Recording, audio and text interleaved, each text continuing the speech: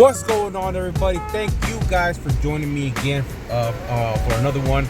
And so in this video we're going to cover how I fixed my fuse box issue for $5. Remember I told you on the last one, I told you guys I was gonna do it for less than 10. Now I'm gonna tell you guys that I did it for $5. Still less than 10, like I told you guys. You Trailblazer guys don't have to go out and spend so much money on a brand new fuse box that's built exactly like the old one. So 9 times out of 10, most likely if you have this issue, you're gonna have it again sometime in the future. So why go spend so much money when you could do it at home for less than $10? So let's get it. All right, you guys, so I ended up overnighting this copper wire off of Amazon. This is really like some arts and crafts type of shit, because I couldn't really find the wire, electrical wire for this in 20 gauge, which is the gauge that this is. And I also bought some wire. This would be 18 gauge wire. The problem here is that here, let me see if I can show you guys. So 18 gauge is too thick, and what I'm trying to do is get it in here. That's what she said. But it's not gonna happen because it's too thick. It's not gonna slide in like this other wire right here. And this would actually be better wire, because this is for electrical, not arts and crafts. This is arts and crafts wire. Now the problem that I'm having with this is that this is half round, so this is not gonna work out for me. Like this was a waste of time. So what I ended up going, I went to an actual arts and crafts store, and I went to go look for this wire. And I asked the guy, I was like, hey dude, straight up, is this actual copper? He's like, yeah. He's like, what are you gonna use it for? I was like, electrical. He's like, I don't know if I would use that for electrical. I was like, why? He's like, because I really don't know, since this is arts and crafts. He's like, I don't know if this is good for, you know, electrical components. And I was like, well damn, I'm gonna have to take my chances anyways. I mean, it looks like copper. I mean, it looks like fucking like the real deal. Where's the other one? I mean, this other copper. This is the electrical wire copper. So I told him, I was like, you know what? This is the only thing I've actually found locally. So I'm gonna have to take my chance on this. So here I am. I don't know how well you guys could tell, but I ran it through the sandpaper, and just to take off the top layer of that wire, just so it could be a little more exposed. If anything is wrong with this, I just want to take that shit off. And I mean, this is copper core, so I want to take it as close as I can to the core. So that's how we're gonna do it. I got this this whole piece right here, which should be way more than enough for this little tiny thing. And I'm gonna get it going.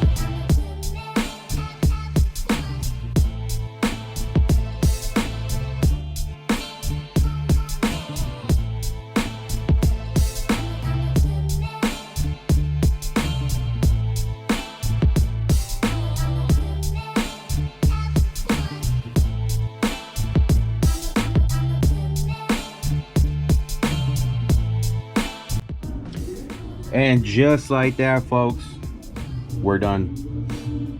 So one thing that I did do was, or one thing that I didn't follow from the faulty one, is this little curve right there, because any failure that the fuse box has ever had is always in that exact same turn right there. So I straight up ran my wire from here straight, which I really don't understand why they made that turn. Which was where was that damn turn? Oh yeah.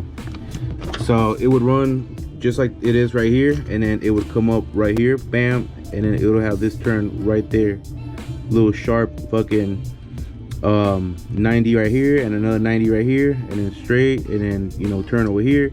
I really don't understand why they, you know, their original plans were not straight like this and then just turn over here like it is right there. I mean, really, that makes way more sense than this. But I guess hopefully this works. Like I said, I got this piece from hobby shop, like a arts and craft shop, and you know, like I said, the guy said that he doesn't really recommend using this, but it's copper, so I'm not really too, I mean, if this fails on me, I'm gonna take it back off, and I'm gonna buy 20 gauge wire, electrical wire, to replace it, and then I'll just do it over again. I might make a video out of it, I might not, but yeah, I'm gonna assemble this all back together, and I'm gonna throw it back into the truck, and we're gonna go test it out. Hopefully everything goes well, and we don't end up stranded somewhere again. Everything we mix is a classic.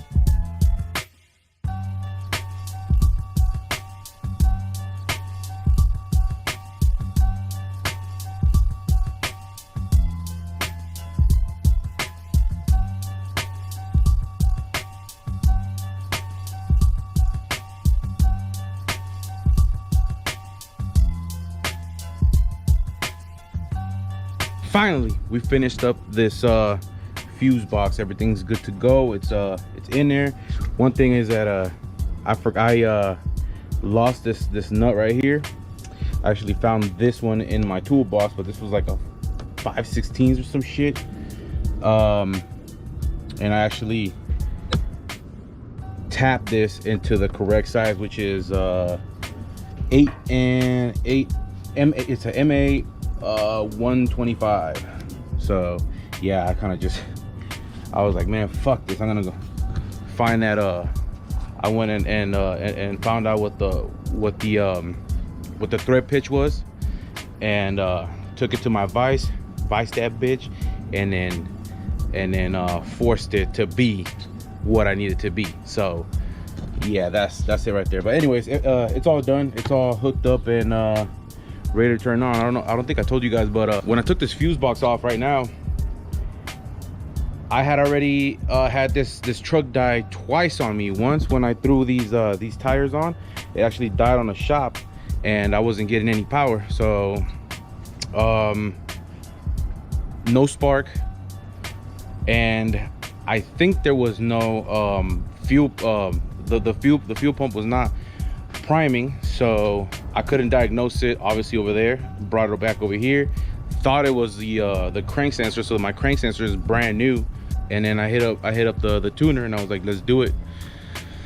Went to go meet him up, drove this truck halfway to the destination where I was going, it shut off. It just completely died, and it was dark, and yeah, so I wasn't able to do nothing. I was actually gonna trying to get a tow back over here, but I managed to turn it back on and drive it back. So I hauled fucking ass back over here, and I parked it. When I parked it, it just fucking sat. Came back the next day, tried to turn it back on, didn't turn on at all. It was cold, didn't turn on, and I looked at the codes. I mean, I already knew what the code was, but I remembered afterwards, after you know, when I sat right here and it didn't turn on. I was like, wait a minute, what was the code that these trucks be throwing when the fuse box be taking his shit? So I looked it up, and sure enough, everybody was talking about that same code, it leading to the fuse box. So I'm guessing that somehow either that wire was broken before, or maybe it just so happened to fucking break when I was, you know, changing my tires, and that's when it gave out. And now that I checked it, there it is. That was the issue. But I'm not gonna call it a win yet. I'm still gonna, I know it's probably gonna turn on right now, but I'm probably gonna drive it a couple, you know, for a while, make sure I can bring that issue or bring it back to operating temperatures, and see if it stalls out again. Hopefully it doesn't. Cross my fingers. Cross your fingers too.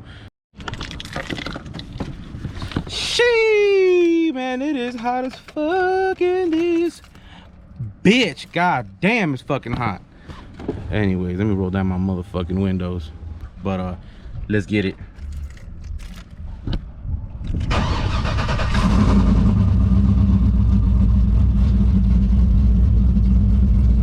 Actually, you know what? The check engine light, the battery was off, so hopefully that's not why hopefully that's not why the check engine light turned off. But if it turned off because of that, it's actually fixed, then there you go.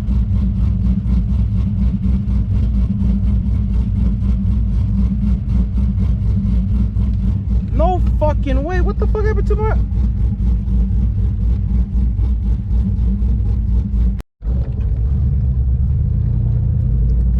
Alright, so take it out for a quick test drive. Hopefully we don't see any bullshit on the dash. I'm not going too far, so...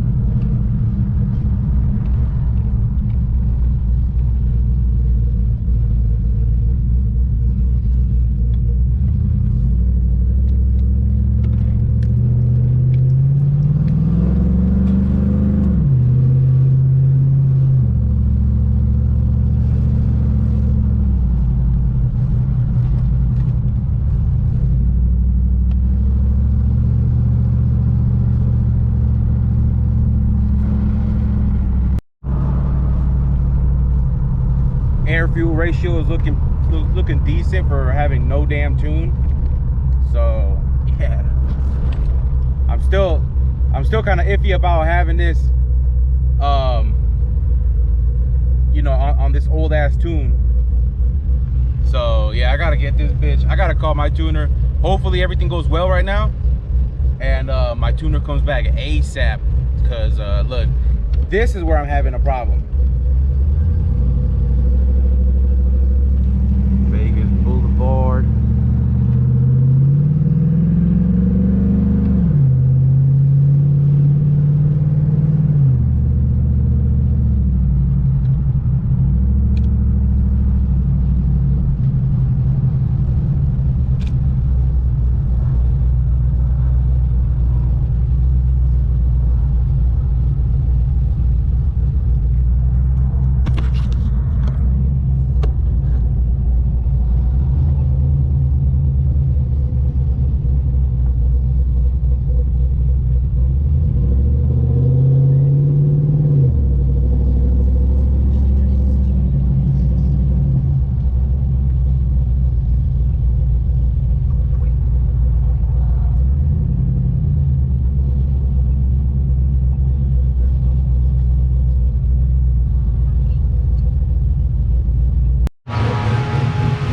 right, y'all, so I think I'm gonna end it right here.